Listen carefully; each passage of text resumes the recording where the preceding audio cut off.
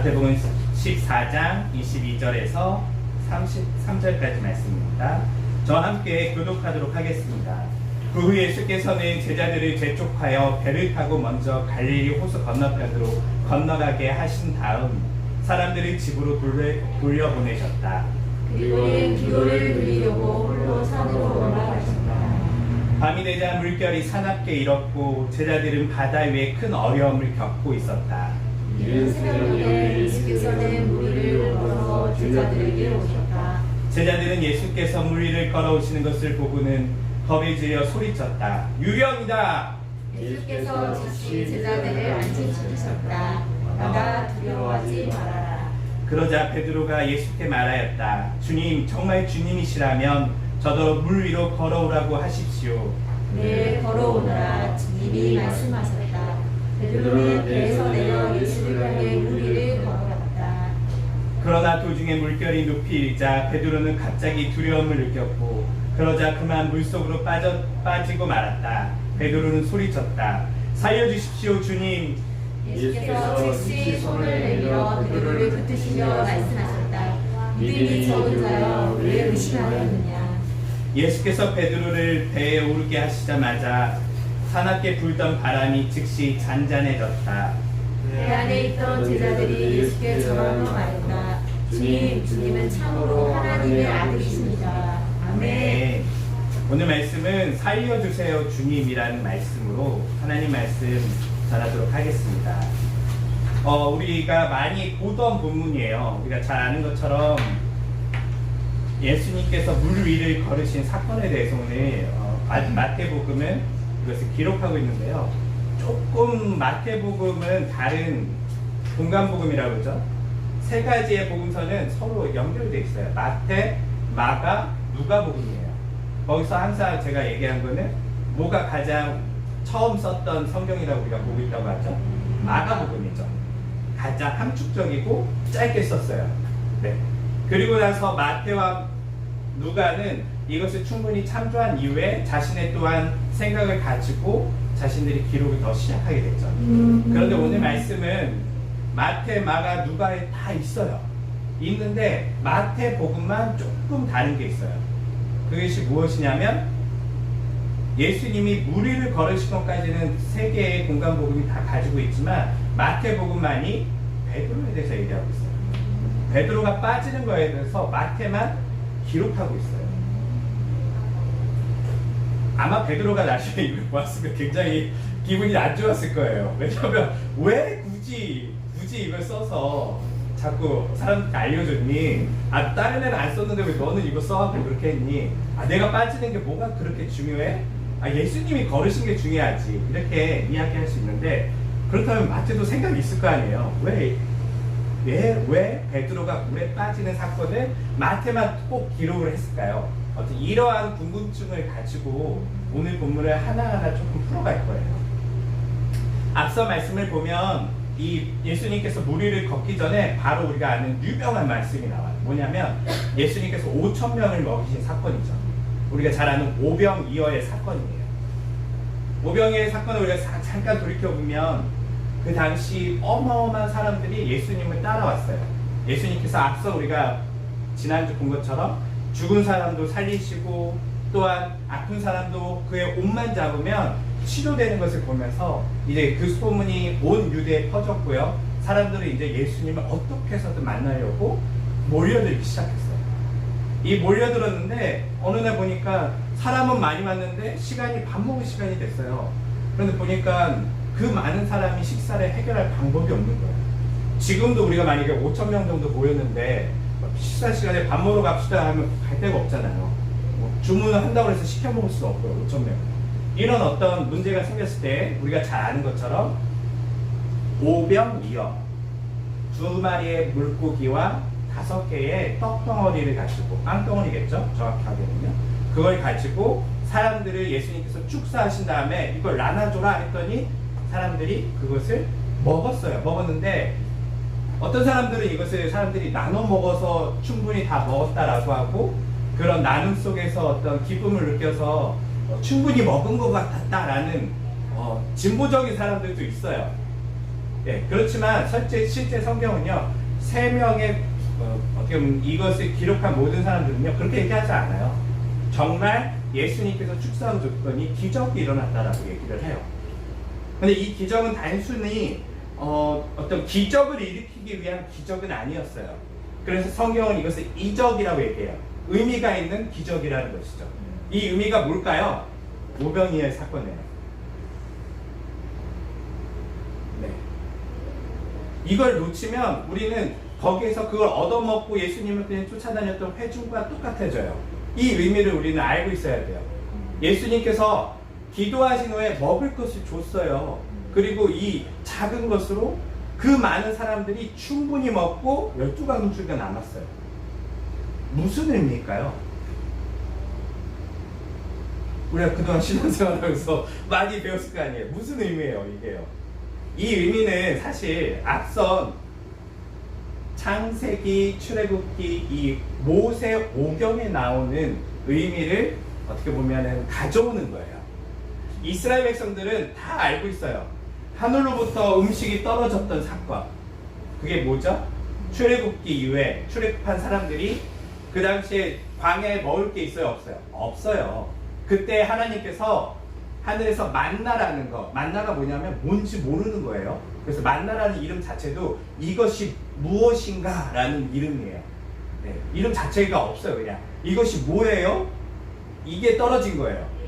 그래서 사람들이 이게 뭔지 모르지만 하나님께서 이것을 하루 먹을 만큼 던져서 먹으라고 그랬어요. 그리고 그것을 먹고 그들이 몇 년을 살게 되죠? 40년간을 광야에서 살아남게 돼요. 지금 똑같은 상황이에요.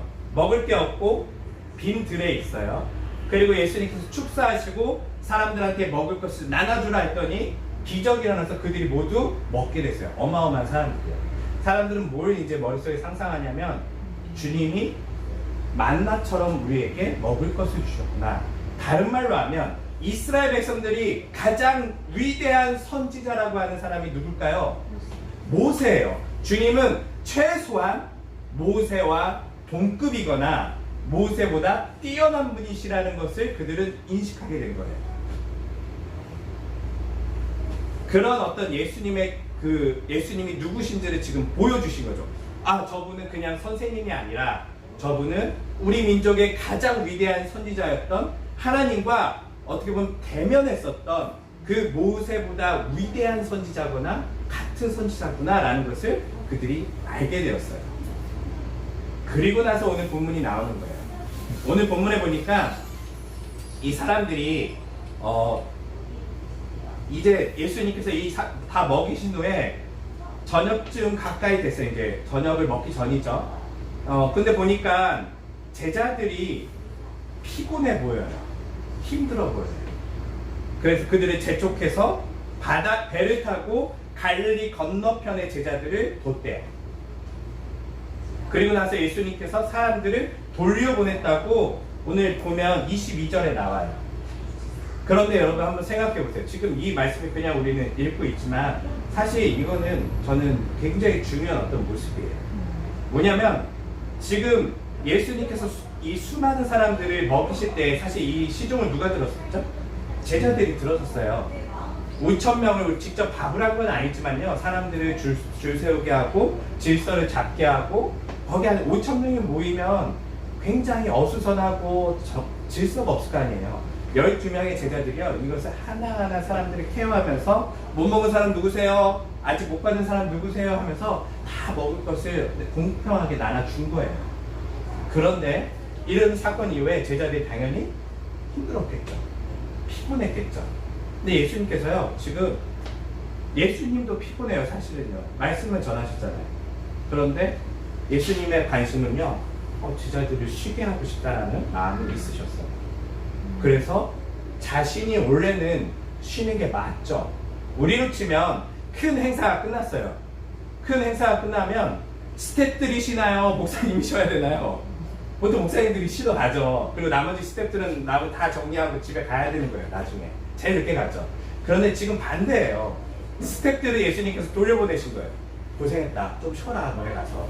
사람들이 너무 많으니까 너네 같이 있으면 쉬지도 못한다. 배 타고 먼저 가 있어. 그리고 예수님께서 사람들을 돌려보내셨어요. 안 가는 사람들이 있었을 거 아니에요. 예수님 한 번만 만나고 싶어요. 한 번만 잡게 해주세요. 다 해서 돌려보냈어요. 이걸 보면서 저는 이런 걸 느껴요. 특별히 이 시대에 지금은 우리가 대선도 준비하고 있고 어떤 리더를 우리가 이 시대 리더는 누구인가라는 생각을 많이 하게 되잖아요. 예수님은요, 우리가 생각하는 리더들과는 달라요. 그런 지도자하고는 달라요. 우리가 생각하는 지도자는 어떤 사람인가요? 섬김을 받는 사람이죠. 누군가 사람들이 그 지도자를 쫓아오면 그 가운데 인기를 누리고 그리고 한 말씀 전하고 그 안에서 어떻게 보면 거들먹거리고 권위를 주장하는 것이 지도자들의 모습이에요. 그런데 예수님은요, 거꾸로예요. 거꾸로. 제자들이 힘들까봐 그들을 먼저 돌려보내셨어요. 우리 지금 행사가 끝났는데 스텝이 남아야 되는데요, 스텝을 돌려보내신 거예요. 내가 다 정리하고 할게. 먼저 쉬고 있어. 그리고 예수님은 그들을 섬김의 본을 보이신 거죠. 사실 우리가 예수님의 섬김에 대한 이야기를 많이 알고 있는 것은 예수님께서 죽기 전날 밤에 제자들의 발을 씻긴 사건만 우리가 기억할 거예요. 그런데요, 사실 그게 다가 아니에요. 예수님은요, 늘 제자들을 섬기셨어요. 마태는 이것을 어쩌면 굳이 쓰지 않아도 돼요. 물 위를 걸은 사건이 굉장히 중요하기 때문에 바로 그것을 넘어가도 되지만 지금 이것을 일부러 쓰면서 예수님은 이렇게 우리 제자들을 섬겨주셨습니다라는 것을 기록하고 있어요. 그리고 또 하나는 무엇이냐면 우리 시대의 지도자들은 사람들이 모이면 어떻게 하나요? 그 인기를 누리고 권력을 쟁취하려고 하죠. 이것이 종교 지도자들이나 때로는 정치 지도자들이나 다 똑같아요. 사람들이 모이면 예를 들면 저희 교회가 많이 커졌어요. 그러면 제가 여러분들을 돌려보낼까요? 아니면 이 커진 인원으로 더 큰 일을 하려고 할까요? 사람들은 더 큰 일을 하려고 해요. 이 커진 인원으로 더 큰 일을 우리가 합시다. 우리가 이 세상을 바꿉시다 라고 주장도 해요. 예수님은 그렇게 안 하셨어요. 사람들이 모이니까요, 똑같아요. 돌아가. 너의 삶으로 돌아가. 밥 먹어. 집에 가서 집에 애도 보고 집에 남편도 챙기고 집에 아내도 챙기고 지금 너의 삶에 돌아가서 다시금 정직하게 살아. 내가 말한 것을 지키면서 살아라고 그들을 돌려보내셨어요. 이 시대에 과연 이런 리더가 있냐는 것이죠. 아마 다 여러분들 뉴스를 보시면 답답하실 거예요. 저도 정치 얘기하고 싶지는 않지만 이 시대의 리더라는 사람들이 과연 이런 모습을 조금이라도 닮았냐는 것이죠. 그들이 섬기려고 하냐는 거예요. 그들이 인기를 가지고 그 인기를 가지고 자신들의 권력과 자신들의 어떤 주장을 내세우려고 하지, 오히려 이 인기가 거품과 같이 의미 없다는 것을 알고 거기에 연연하지 않는 리더가 과연 있느냐는 것이죠. 없어요. 또 예수님은 그들을 돌려보낸 다음에 뭘 하러 가셨을까요? 네, 23절에 보니까 기도하러 가셨어요. 사실은 돌려보낸 목적은 이거세요. 사람들이 오면 사실 굉장히 인기가 있고 사람들이 막 추앙하면 어떤 누구도 기분이 좋아지고 막 에너지가 생겨요.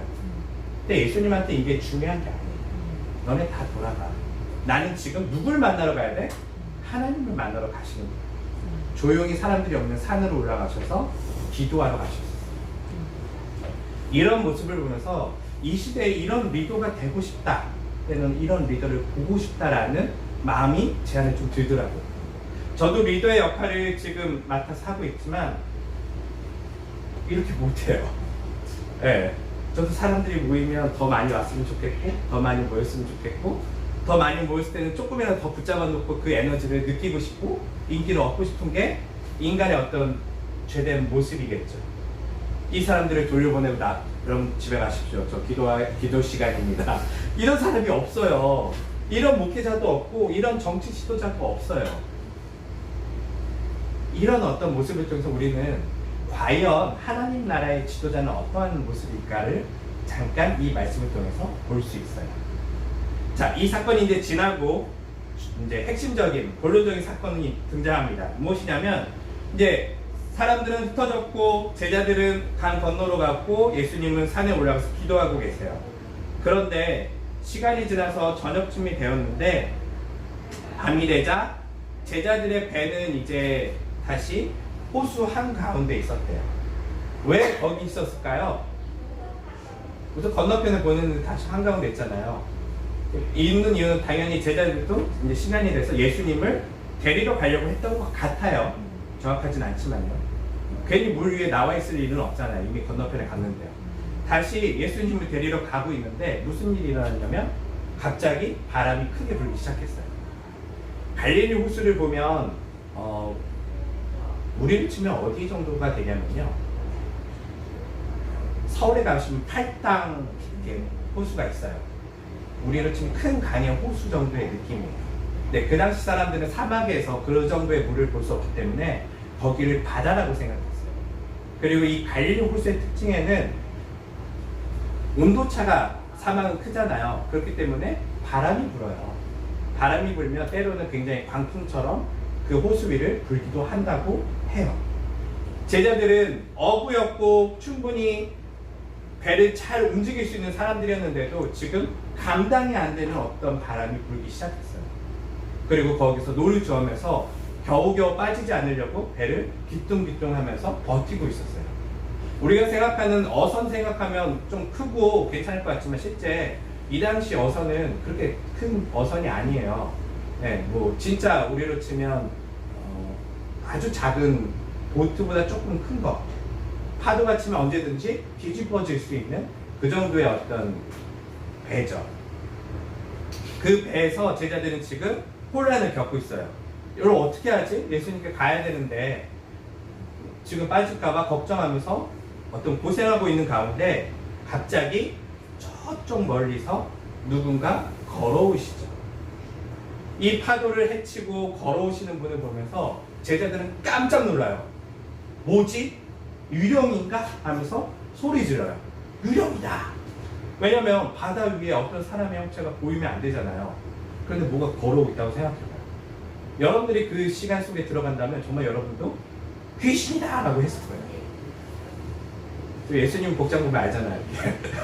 치렁치렁해서 이렇게 걸어오시는 거죠. 귀신처럼 걸어오시는 거예요. 걸어오셨는데 재밌는 사건이 나와요. 이 걸어오시는 것을 통해서 우리는 지금 뭘 알 수 있냐면 마태, 마가, 누가는 모두 다 예수님이 이 물 위를 걸은 사건은 예수님이 어떤 분이다라는 것을 이야기하는 거죠. 예수님은 단순히 어떤 선지자적인 느낌이 아니라 이 세상의 자연을 통제하고 그것을 뛰어넘는 분이시다라는 것을 보여주는 거예요. 그러니까 이 예수님이 그냥 심심해서 걸어오신 게 아니에요. 자신을 계시하신 거죠. 나는 이 세상 파도도 물도 그 위를 어떻게 보면 물에 위에 서 있으면 다 빠지는 게 정상이잖아요. 거기를 자연 법칙을 거스를 수 있는 존재, 그게 누구죠? 하나님이죠. 신이죠. 신. 우리 자꾸 하나님과 신을 오해하는데 하나님이 영어로 신이에요. 예, 그냥 신이에요. 그 존재는 우리와 인간과는 다른 신이구나라는 것을 이해하는 거예요. 하나님이구나라는 것을. 다들 여기까지 얘기하는데 마태는 지금 좀 더 얘기해요. 자, 여기까지는 알았어요. 사람들이. 우와, 예수님이구나. 예수님이 뭐라고 하냐면 나야. 나 유령 아니고 나야. 얘들아 놀라지 마. 나야 라고 하니까 제자들이 우와, 역시 주님이시군요. 주님은 역시 우리가 아는 어떤 대범한 인간이 아니라 하나님의 아들이시군요까지 이제 이들이 인지했어요. 근데 보통 여기서 끝나야 되잖아요. 이야기는 끝나야 되는데 엉뚱한 사람 한 명이 나타나요. 지금 갑자기 베드로가 등장하더니 뭐라고 그러냐면 주님이시면 저를 지금 이 물 위로 걸어오라고 말씀하십시오라고 하라는 거예요. 저기 말씀을 보면서 너무 생뚱맞은 거예요. 네. 아마도 제 생각에는 마태, 마가, 누가 중에 마태 빼놓고 왜 기록 안 했을까라고 했을 때 다들 너무 창피한 일이에요. 이건요. 너무 생뚱맞은 일이에요. 사실은요. 예를 들면 진지하게 지금 하는 예수님께서는 자신을 계시하셨어요. 진지하게 계시하셨는데 내가 하나님의 아들이야, 나는 신적인 존재라는 것을 보여주셨는데 갑자기 어떤 사람이 나타나더니 나도 걷게 해주세요 이러고 있는 거예요. 이 모습은 마치 어린아이의 모습과 같아요. 저도 집에서 아이 둘을 키우고 있지만 제가 이렇게 막 전자제품을 고치고 있어요. 저는 이제 과거에 신학을 전공하기 전에 전자 쪽의 전공이에요. 그래서 뭐가 고장나면 막 전기나 전자 관련된 제품들은 제가 막 그 드라이버로 고쳐요. 고치고 있으면 우리 큰애는 이걸 보더니 그냥 이렇게 아빠 이거 하는구나 라고 그냥 봐요. 근데 막내는 어떻게 할까요? 뺏어요. 네, 뺏어요. 나도 할래. 내가 할래. 이래요. 지금 베드로가 딱 그 모습이에요. 예수님이 걸어오니까 나도 걸을래 이러고 있는 거예요. 굉장히 어떻게 보면 단순하고 굉장히 어떻게 보면 순수한 사람이라고 할 수도 있고 너무 어른인데 너무 어떻게 보면 어른스럽지 않은 모습이기도 해요. 특별히 베드로는 이 제자들 중에 나이가 제일 많은 편에 속했어요. 그런데 지금 베드로가 엉뚱한 얘기를 하고 있는 거예요. 아무도 다 그런 얘기 안 하는 거예요. 그때 예수님께서는 친절하게 또 그래 걸어오렴 라고 베드로에게 초청을 하죠. 그때 베드로는 예수님의 이 말씀을 듣고 물 위를 걷기 시작했어요. 처음에는 잘 걸었는데 갑자기 큰 파도가 치는 것을 그가 느끼더니 두려움이 생긴 거예요. 저 물에 빠지면 어떡하지? 저 파도가 나를 때리면 어떡하지? 두려움이 생기자마자 그는 바로 물속으로 빠지게 되었어요. 그러고 나서 그가 뭐라고 얘기하냐면 주님! 주님! 살려주세요 주님! 하고 외치기 시작했죠. 그때 예수님께서는 베드로의 손을 잡고 그를 배 안으로 다시 옮긴 다음에 오늘 말씀을 보니까 다시금 파도는 잠잠해졌고 바람도 이제 그쳤고 오늘 이야기가 마무리되면서 제자들이 예수님은 하나님의 아들이시군요 라고까지 고백하게 되는 사건이 정리되는 거예요. 다시 첫 번째 질문으로 돌아가 볼게요. 왜 마태는 베드로의 이런 이야기를 썼을까요? 어떤 교훈이 여기 숨어 있을까요?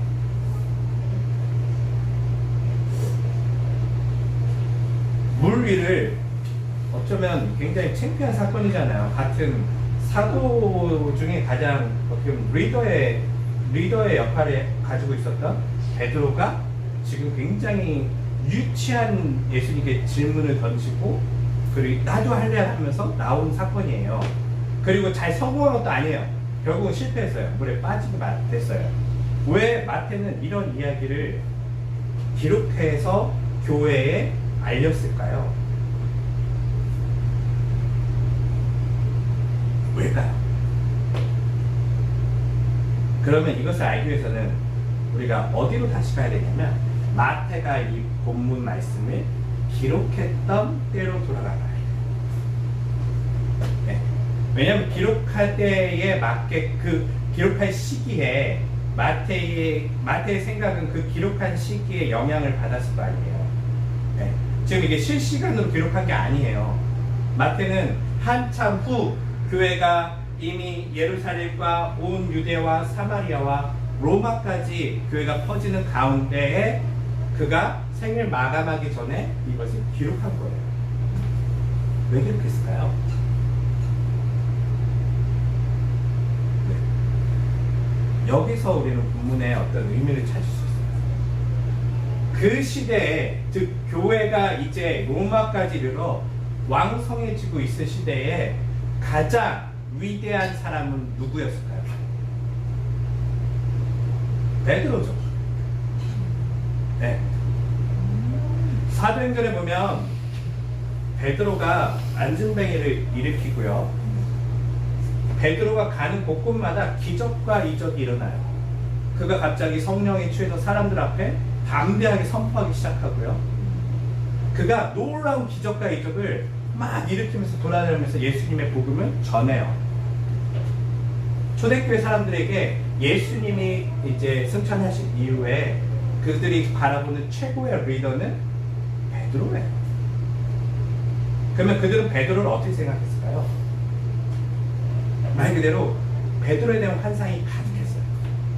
베드로는 쉬지 않고 기도하는 사람이에요.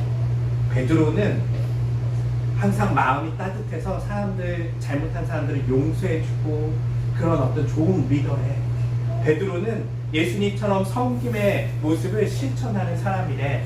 베드로는 말씀만 하면 죽은 사람과 아픈 사람도 일으키는 사람이래. 이런 소문이 하다했어요. 그때 마태가 쓰고 있는 거예요. 아니, 니네가 알고 있는 그 베드로 과거에 물에 빠진 애야. 그냥 빠진 수준이 아니라 같이 옆에 있었던 제자들 수준도 안 돼서 유치하게 나도 해볼래 하다가 빠진 애야 라는 것을 기록하는 거예요. 베드로가 어떻게 보면 굉장히 과거에 숨기고 싶은 어떤 모습이죠. 근데 이런 모습은 지금 마태만 기록하는 게 아니에요. 우리가 잘 알다시피 이런 모습은 마태, 마가, 누가에서 모두 특별히 예수님께서 십자가에 달리시는 그날 밤 일어났던 사건. 베드로가 나는 주님, 절대 주님을 부인하지 않을 겁니다 라고 호언장담했지만 결국은 그가 닭이 울자 나는 주님을, 저 사람을 알지 못해요. 나는 저 사람과 아무 상관없어요 라고 3번이나 부인했던 사건을 모두 기록을 해요. 이 이유가 뭘까요? 다 어떻게 보면 그걸 얘기하는 거예요. 한 인물, 특별히 그 시대 최고의 어떻게 보면 우리 그지 따라가야 될 선생님이자 그 지도자였던 그 베드로도 처음에는 어떻다? 엉망이었다 라는 것을 보여주는 것이죠. 저는 이 말씀을 보면서 저희들의 삶을 좀 잘 비교하게 돼요. 사실 이 모습은 우리들의 모습과 되게 유사해요. 여러분들도 예수님을 만난 이후에 이런 느낌이잖아요. 예수님이 어떤 말씀을, 예를 들면 설교 말씀을 듣고 마음이 감동하면 나 그렇게 살래 하면서 실천해 보려고 해요. 말씀을 읽다가 감동이 오면 맞아, 나 이제 어떤 사람들은 막 주님이 40일 금식하셨으니까 나도 이제 열흘이라도 금식할래 막 이렇게 실천하는 사람들이 있어요. 실천은 참 좋은 건데 이 모든 실천하는 사람들의 모든 결과는 어떤가요? 실패하죠. 물에 빠져요. 저도 주님처럼 걸어볼래요. 저도 주님처럼 섬겨볼래요. 저도 주님처럼 누군가를 위해서 기도해볼래요. 저도 주님처럼 헌신할 거예요 라고 말한 모든 사람들의 특징은 결국은 실패해요. 물에 빠져요. 허우적거려요. 우리들의 인생이 그래요. 저도 늘 예수님 앞에 주님 저 이렇게 살고 싶습니다 라고 기도하고 실천을 하지만 결론적으로는 항상 물에 빠져서 허우적거리는 모습을 볼 수밖에 없어요. 모든 믿음의 사람들의 특징이죠. 그런데 여기서 우리가 하나 알 건 뭐냐면요, 베드로가요, 내가 이렇게 어떻게 보면 굉장히 유치하고 부족한 사람 같은데 하나 위대한 점이 있어요. 발견하셨을까요? 물에 빠진 베드로의 위대한 점. 자존심을 내세우죠. 그렇죠. 그 좀 더 구체적으로 얘기하면 베드로는 직업이 뭐죠? 어부예요. 예수님의 직업은 뭐죠? 목수였어요. 물에 빠진 상황에 지금 누구한테 구해달라는 거예요? 어부는 지금 베드로는요 수영 잘해요. 사실 베드로가 훨씬 더 물에서 강해요. 그리고 지금 앞에 있는 예수님은 떠있기는 해도 예수님은 어부가 아니라 목수예요. 수영 못할 수도 있어요. 사실은요. 그리고 자기 뒤에는 누가 있어요? 동료 어부들이 있어요. 예, 동료 어부들인 제자들이 다 친구들이 있단 말이에요. 지금 물에 빠졌으면 누구한테 구해달라고 해야 돼요? 여러분이라면 자 한번 생각해 봅시다. 여러분들이 물에 빠졌습니다. 뒤에 박태환이 있고, 예, 앞에 양두선이 있어요. 누구한테 구해달라고 그랬어요? 박태환한테 구해달라고 그러죠. 수영을 잘할 것 같은 사람한테 구해달라고 해야죠. 그런데 지금 베드로의 위대한 점이 여기서 나와요. 베드로가요, 자신은 정말 수영에 능했지만요, 베드로가 지금 뭐라고 하냐면 제자들은 친구들한테 나 좀 살려줘 얘들아, 배에서 나 좀 살려줘 라고 하지 않고요, 주님 살려주세요, 예수님 살려주세요 라고 이야기했다는 거예요. 저는 이게 되게 위대한 사건 같아요. 이거 별거 아닌 것 같지 않아요? 이거 쉽지 않아요. 우리로 치면 우리가 인생에 어떤 문제에 부딪혀서 물에 빠질 때가 있어요. 물에 빠지면 우리가 뭐부터 보이나요? 이 문제를 해결해 줄 수 있는 사람을 빨리 찾기 시작해요. 경제적인 어려움에 당하면 내 경제적인 부분에 도와줄 수 있는 사람은 누구지? 내가 건강에 문제가 생기면 나를 치유해 줄 수 있는 의사는 누구지? 우리는 빨리빨리 나를 도와줄 사람들을 찾아요. 그리고 그것이 유능한 사람이라고 생각하면 그 사람을 빨리 붙잡으려고 하죠. 그런데 베드로는요, 지금 유능한 사람들이 뒤에 있음에도 불구하고 주님 살려주세요라고 하고 있다는 거예요. 저는 이 사건을 조금 그래서 다르게 보여요. 베드로가 굉장히 어떻게 보면 유치하고 우리처럼 어떤 쓰러지는 사람이지만 조금 다른 게 뭐가 있냐면 어려움을 당할 때에 예수님께 먼저 도움을 요청해요. 우리가 계속 새해 들어서 예수님에 대한 이야기를 들으면서 우리의 모습이 정말 예수님을 찾고 있는가에 대한 어떤 이야기들을 우리가 계속 하고 있었어요. 그런데 베드로는요, 이렇게 어려운 당했을 때 누굴 찾았다고요? 예수님을 찾았어요. 수영 자기도 할 수 있어요. 허적거리지만 버틸 수 있어요, 어느 정도는. 그러면서 친구들의 도움을 구할 수 있지만요, 지금 당장 예수님 살려주세요라고 손을 내밀었다는 거예요. 그때 예수님이 어떻게 하시죠? 그 베드로의 손을 잡아서 이렇게 하죠. 그리고 베드로를 잘 끌고 와서 배에다가 놓죠. 이 사건을 우리가 좀 상상해 보면 그냥 어떻게 보면 재미있는 에피소드가 아니에요. 이걸 통해서 우리는 볼 수 있는 게 뭐냐면 과연 우리는 누구를 찾고 있는가? 라는 어떤 다시 한번 질문을 던질 수 있다는 것이죠. 베드로는 예수님을 찾았고 그것을 통하여 어떻게 보면 구원을 받은 거예요. 물에서 건짐을 당해서 배에 험난한 파도 위에서 살게 된 것이죠. 그리고 그가 배에 들어가자마자 파도가 그치고 바람이 그쳤다라고 성경은 얘기하고 있어요. 즉 이 모든 것을 누가 통제할 수 있다고요? 예수님이 통제할 수 있다라는 것을 이야기하고 있어요. 저처럼 이성이 강하고 저처럼 생각이 많은 사람들은요, 사실 이것을 알지만 간과하기 쉬워요. 어려운 일이 닥치면 빨리 머리를 굴려서 이 문제를 해결할 방법들을 찾는단 말이에요. 아니요, 베드로처럼 먼저 사실 예수님께 손을 내밀어야 돼요. 주님 살려주세요. 사실 죽지 않을 수도 있어요. 베드로는요, 수영 잘한다니까요. 네. 어부예요, 어부. 그리고 뒤에 친구들이 있잖아요. 그런데 베드로는 빨리 즉시 예수님께 살려주세요라고 예수님께 요청했다는 거예요. 그것이 대단한 믿음이에요, 사실은. 여기서 베드로의 믿음을 우리가 볼 수 있는 거예요. 단순하고 무식하고 멍청한 것 같지만 그는 어려운 일이 닥치면 또한 단순하게 예수님께 손을 내밀었다는 거예요. 반대로 우리는 단순하지 않고 똑똑하고 이성적인 사람들인 것 같지만 어려운 일을 당하면 어떻게 하죠, 우리는요? 우리 머리 써요. 이것을 빠져나갈 수 있는 방법들을 생각한단 말이에요. 예수님을 생각하지 않아요. 그냥 예수님은 뭐냐면 내가 생각하는 것을 좀 도와줬으면 좋겠다 정도지 예수님께 살려달라고 하지 않아요. 과연 누가 믿음이 있는 사람이냐라는 것이죠. 저는 머리를 쓰지 말라는 게 아니에요. 누구를 먼저 생각하고 누구에게 손을 먼저 내미냐는 것을 이야기하는 거예요. 아프면 의사를 찾아가야 되겠죠.